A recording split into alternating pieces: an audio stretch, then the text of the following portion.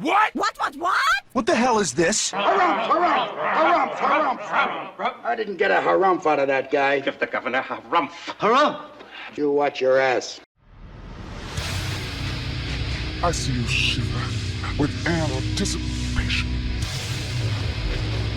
Let the show begin. Hey everybody, this is David Heretic coming at you with another edition of Reactions, Reviews, and Rants. And tonight... Okay, we're coming back to Pearl Jam. Yes, indeed. Pearl Jam fans, feeling you. Come on now. Here we go. Before we go any further, for those of you who are feeling inclined to do all the clicks and the likes and the bibbidi-boobidi-bop, do me a favor. Before you start doing that, watch the whole video first. Give me a chance to earn those clicks and those likes, okay? Now, after the video's done, if you feel like doing all those clicks and likes at the end, by all means, feel free to click away. This is a request from Crooked Spine and Ben Guevara. They both want to see me react to this song by Pearl Jam called Glorified G. Now, have I heard the song before? No, I have not. To the best of my knowledge, this does not resonate with me in any way, shape, or form. However, there's always a possibility I may have heard the song in passing and I just don't realize it.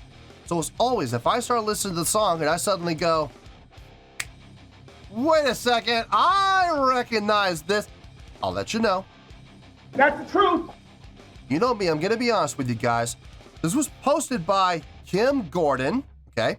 And the video has 5,243 views. It's not gonna get you there, sorry. Look, I'm sure the song and the video are just fine. I'm sure they are. All I'm saying is 5,243 views, it's not gonna get you there. Other than that, there's really nothing else left to say. Link to the original video will be down below in the video description for your viewing pleasure at your leisure. Let's get started. What do you say? Ready? Are you ready? Because here we go. All right, here we go. Glorified G, Pearl Jam, lyrics. Does that mean it's a lyric video? Are there lyrics in the video or are the lyrics down below in the description? I don't know. I guess we'll see. We'll have to find out. All right, let's do this. All right, boy, let's do this.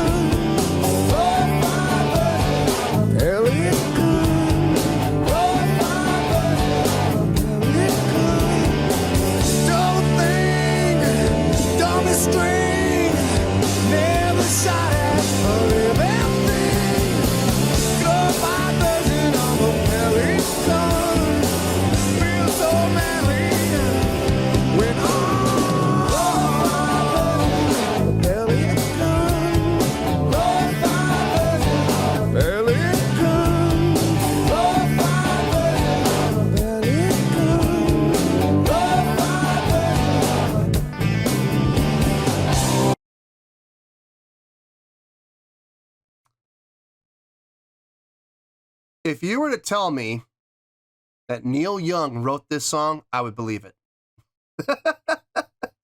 This has got such a, like, 70s rock, or maybe even later than that, maybe more like a 60s rock vibe to it from a songwriting standpoint. Not so much from a tonal standpoint. That feels a lot more modern from the tone, but from a songwriting, like from a chordal standpoint, from a melodic line standpoint, this has got 60s. Late 60s written all over it. It feels good though. It does. And I love how Pearl Jam has taken this song and giving it that it almost feels like a cover almost. I mean, now wait a minute. Maybe it is. I didn't even think about that. But I didn't see anything in the notes about that, so I don't know if this is a cover or not. This is probably an original song. But if you were to tell me, like with no context, if you were to tell me that Pearl Jam has taken this song from the 60s and they're covering it, I would believe that in a heartbeat. I absolutely would. It feels like it. But that's not a bad thing. It's got a good solid groove, feels nice. The energy's there, the drive is there, and it's a nice balance. I just did a reaction to a Baby Metal song called BMC, and one of my biggest complaints about the song was they were so laid back on the feel, but the energy and drive of the song were like way out here. There was just this huge gap, and it was just, the song just felt like it was in constant conflict. This is the exact opposite. There is a gap, but you have a little bit of a laid back feel with some really nice drive, but the gap is here as opposed to here. You know what I mean? I don't mind there being a gap. I like a good gap if it's not too big. When the gap is huge, it's not fun. At least not to me, it's not. It loses its continuity, and I'm not here for that. So this has got a nice separation between feel and drive, and it works together really well. So yeah, man, this feels good. This feels good. Let's keep going here.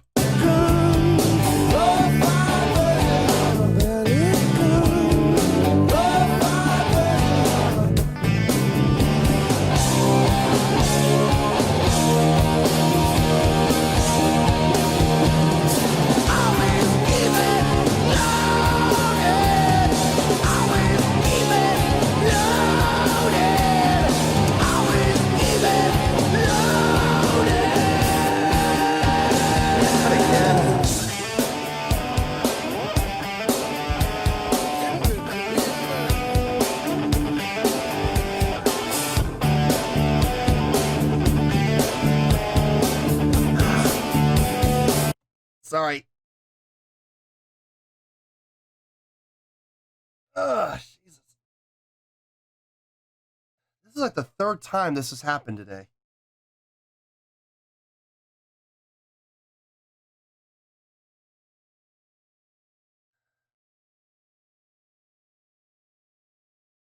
Nope, nope.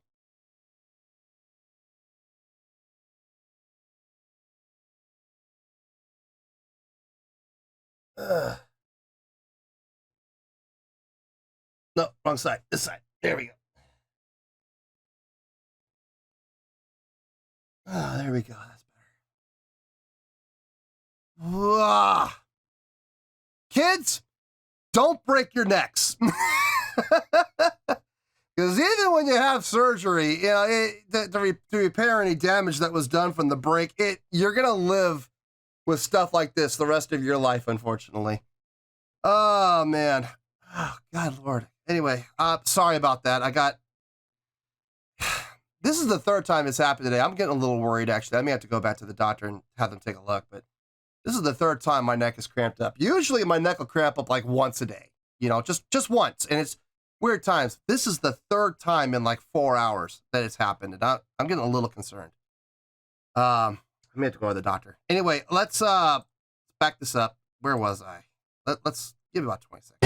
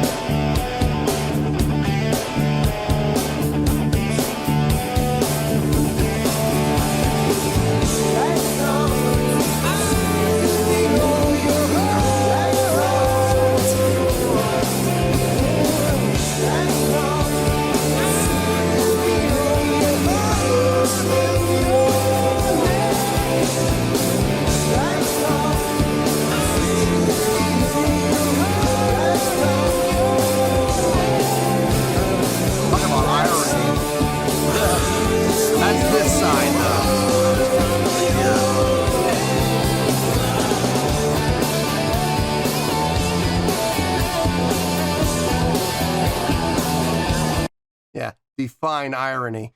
Thing is, you feel your pulse over here. You don't feel it over here. Then not, especially not back up here. the cramping is happening. I just found that ironic. I'm sitting here with, neck cramps, and I see they're talking about stealing your life through your neck, and I'm like,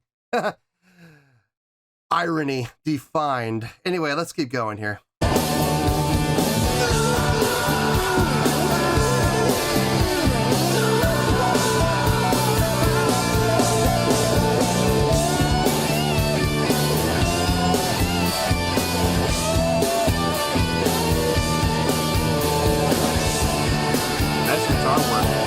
I don't know if that's Stone or that's Mike.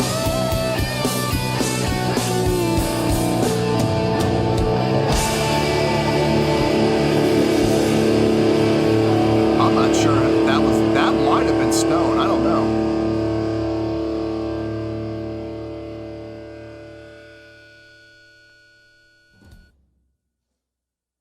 Yeah, I mean, nothing fancy, but a good, solid tune.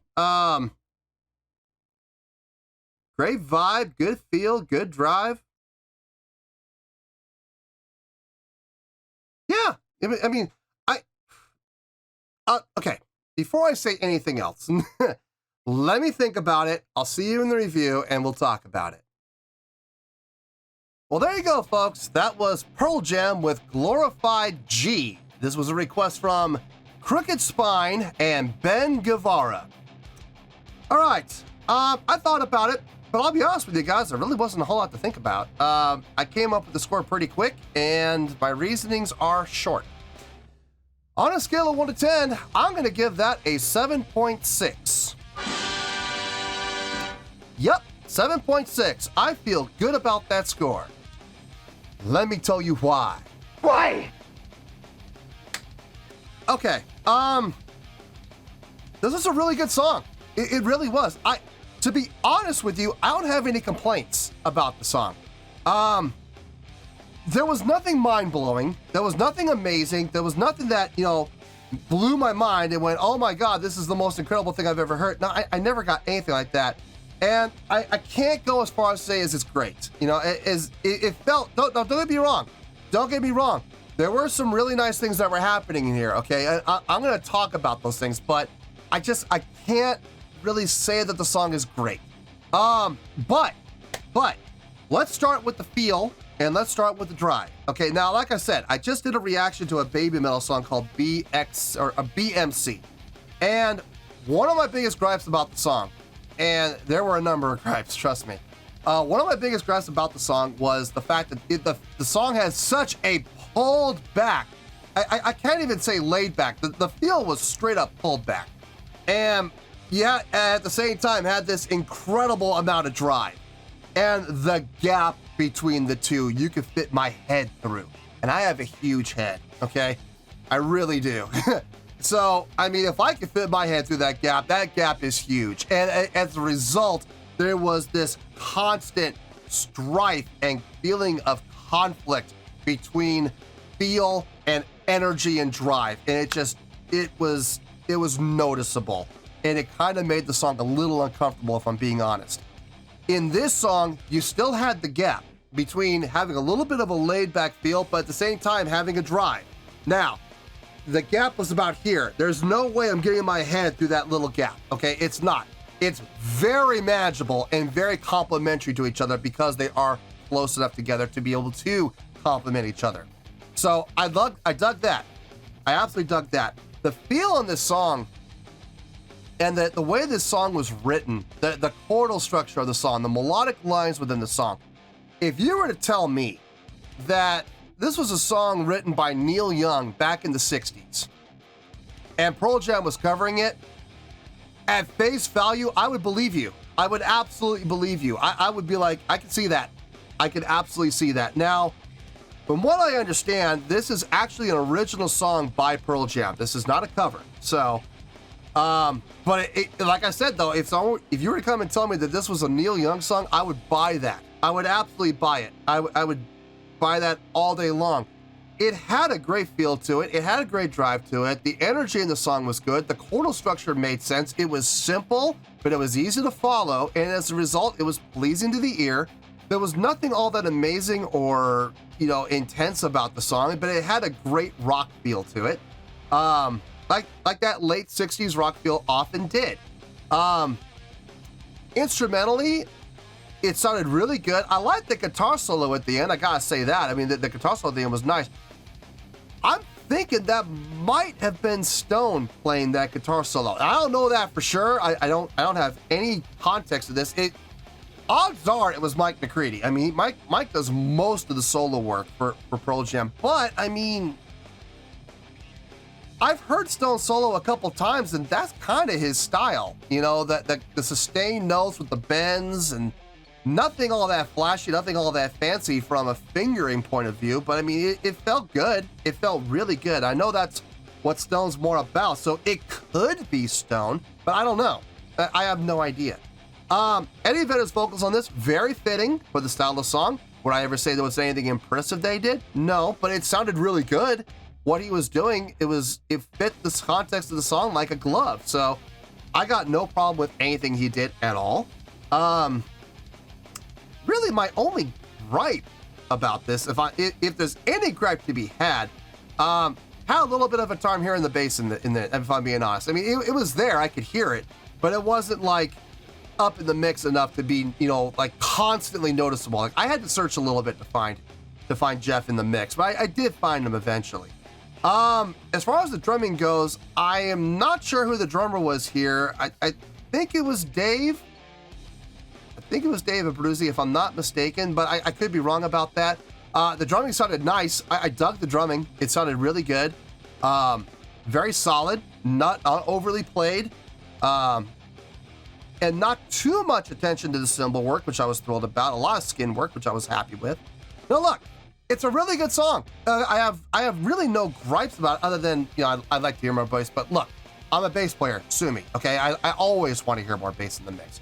But it sounded good, had a good amount of drive, good amount of energy, while at the same time not compromising the feel of the song. Definitely was kind of a throwback song to, like, you know, the days of Yonder when we had, you know, the 60s and the, you know, the late 60s, early 70s. Felt really good. I dug it. And they did an outstanding job on the song overall. I thought it was a really well done job. I thought it was a really good song. And that's why it's getting the really good score of 7.6. So, 7.6, final score, I have spoken. Well, that's going to do it for this edition of Reactions, Reviews, and Rants. Hope you all enjoyed the show. Hopefully I was able to entertain you. If I was able to put a smile on your face and brighten your day, then I did my job, and I'm so glad I could do it. If you guys feel like joining the fan base, go ahead and click on that button down there. If you guys want to like the video, go ahead and like the video. If you guys want to ring the bell, go ahead and ring the bell. It honestly doesn't make any difference at all to me, but if you guys feel like doing these things, then by all means, feel free to do so. Well, that's going to do it for the night, folks. Thank you very much for watching, and as always, this is David Heretic signing off, reminding you to stay fabulous and support each other. Later. Peace.